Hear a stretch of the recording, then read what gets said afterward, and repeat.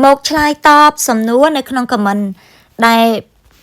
បងស្រីគាត់បានសួរថាតើ account បើកម៉ូដអាជីពនៅខ្មែររកប្រាក់បានដែរឬទេអញ្ចឹងគាត់ចង់និយាយថា account ដែល turn on professional mode ដែលនៅក្នុងប្រទេសខ្មែរ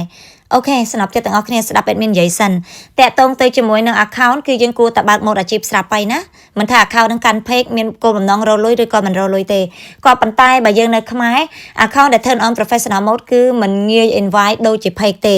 យល់ល្អអ្នកនៅខ្មែរគួរតែបង្កើត page រលុយល្អជាងព្រោះវាទលំទលាយជាងមូលហេតុអីទី1 account គឺវាមិនងាយចាប់ primary location ទោះបីជាយើងគ្រប់គោលការណ៍ដាក់ VPN ណាស្នប់ចិត្តក៏វាងាយចាប់ primary location ដែរឧទាហរណ៍ដូចជាយើងបង្កើត account ហ្នឹងនៅខ្មែរទោះបីជាយើងទៅនៅអាមេរិក5ឆ្នាំហើយក៏ដោយក៏វានៅតែជា account ខ្មែរបើសិនជាយើងចង់ឲ្យវាចាប់ primary location តើតែយើងបដូរ email ដាក់លេខទូរស័ព្ទនៅអាមេរិកណោះឬក៏ post check in check អីអញ្ចឹងទៅចា share location អីអញ្ចឹងទៅអញ្ចឹងមានន័យថាទីតាំងជាមួយនឹង account មួយគឺមិនងាយចាប់ទេវាខុសប្លែកពី page ពេលដែលយើង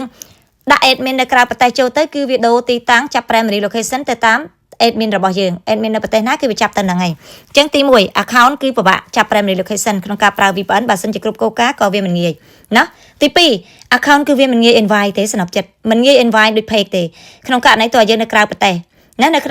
រៅប្រទេសគឺ account វា invite ឲ្យ10លើ10គឺវា invite មុន page ផងប៉ុន្តែបើអ្នកនៅខ្មែរគឺអត់ហ្មងណាមកលៀន account អី invite តែមួយពីរអីទេអញ្ចឹងហើយកុំឲ្យខាតពេលយើងសុកចិត្តបុកធ្វើជាមួយនឹង page ទៅល្អជាងណាទី3 account Facebook ហ្នឹងគឺ add admin អត់បានទេវាជា admin ហើយណាអត់មានកន្លែង add admin មកឲ្យគេជួយ set up ឲ្យអីឲ្យបានទេចាអញ្ចឹង page គឺយើងអាចដាក់បន្ថែម admin 2 3បានហើយបើយើងអត់ចេះ set up យើងដាក់ admin ឲ្យគេជួយ set up ឲ្យយើងទាំងទៅចាទី4 account Facebook ឧទាហរណ៍ថា Facebook យើងមានឈ្មោះថាកូនខ្មែរបែបនេះអញ្ចឹងកង់របស់យើងមានឈ្មោះអីមានឈ្មោះផ្សេងអញ្ចឹង account pay out ហើយនឹងកង់អត់ឈ្មោះដូចគ្នាទេអញ្ចឹងពិបាកនៅពេលដែលយើង verify ដាក់ comment ដូច្នេះហើយវាអត់ដូច page គេ page យើងដាក់ admin អត់ថាយើងដាក់ admin ដែលមានឈ្មោះដូចកងធនាគារយើងចូលទៅណោះដូចខ្ញុំអញ្ចឹងខ្ញុំមាន admin Molivan Watt ចាដែលជា admin pay out ហើយខ្ញុំយកទៅកាន់កងធនាគារដែលមានឈ្មោះថា Molivan Watt ដែរចាអញ្ចឹងវា symmetry គ្នាពេលដែលវា verify document អីវាអត់មានហានិភ័យអីដល់ pay out របស់យើងទេដូច្នេះបើសួរខ្ញុំថាតើ account បើកម៉ូដអាជីពនៅខ្មែររកប្រាក់បានដែរទេមិនងាយទេអូនណាមិនងាយទេសឹងតែ 10% ទេតែបើ page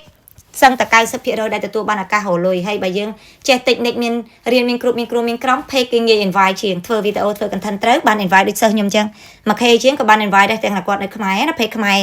ចាតមកទៀតយើងដាក់ VPN ដាក់ admin បរទេស set up ដាក់កងក្រៅប្រទេសអីទៅយើងរលុយបានទាំងដែលយើងនៅខ្មែរព្រោះយើងប្រើឧបករណ៍ជំនួយតែបើ account អត់ទេណាអូនអញ្ចឹងបើសិនជាអូនចង់ធ្វើក្នុងការរលួយផ្ដោតជាមួយនឹង page ល្អជាងណាតែ account សួរថាគួរតែ turn on professional mode ទេគួរ